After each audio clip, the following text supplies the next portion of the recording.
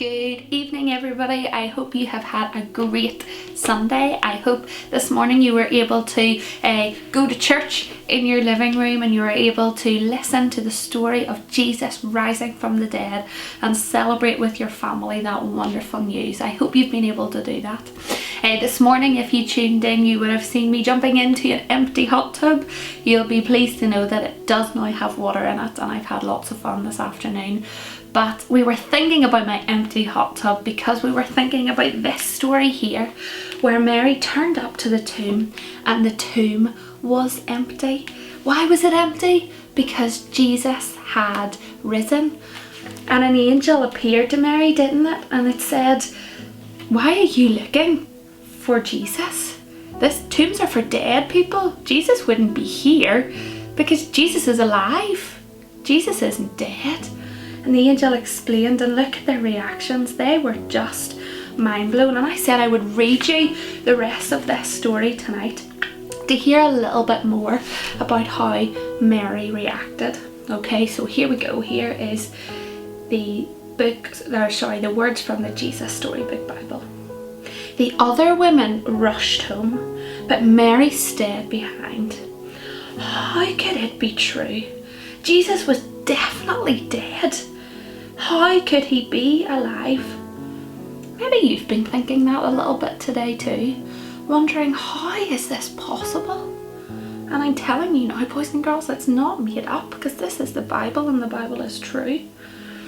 Just then, Mary heard someone else in the garden.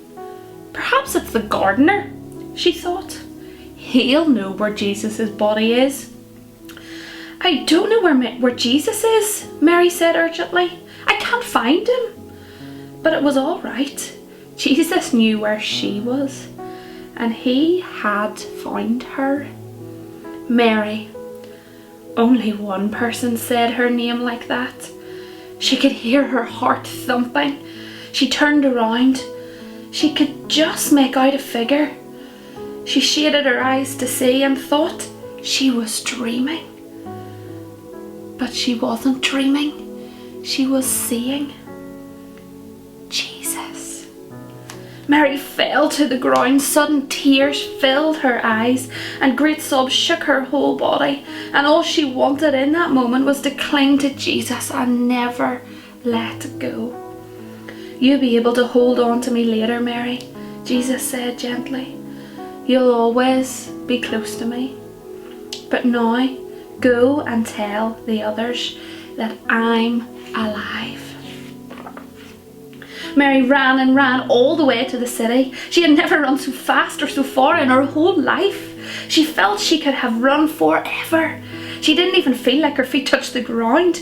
The sun seemed to be dancing and gleaming and bouncing and across the sky, racing with her and shining brighter than she could ever remember in the clear, fresh air. And it seemed to her that morning as she ran, almost as if the whole world had been made anew. Almost as if the world was singing for joy. The trees, the tiny sounds in the grass, the birds, her heart.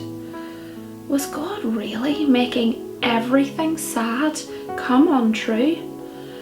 Was he making even death come untrue? She couldn't wait to tell Jesus' friends. They won't believe it. She laughed. She was right, of course. And tomorrow night, boys and girls, if you tune in at 6 o'clock on Monday, we're going to read and look at the next story. There might be a little bit of a drama involved. We're going to look at how the disciples reacted whenever Mary reached them to tell them. But isn't that so amazing? Let's just close our eyes for a minute and just put ourselves in Mary's shoes. Picture seeing Jesus alive when the last time you saw him he was dead on the cross. Picture how joyful you would feel. Maybe you can feel your heart beating fast like Mary's was, seeing him alive. It's such a wonderful thought. You can open your eyes again, do you know? Jesus said to Mary, I will be close with you forever. And that's true for us, boys and girls, and I really hope you can go to bed tonight knowing that and really feeling that in your heart. That if we ask Jesus for forgiveness of our sins, then because of the cross, God says yes. He says yes, and Jesus will be close with us forever. What a wonderful thought to finish our day with. I hope you can have a really good night's sleep. Night night, sleep tight.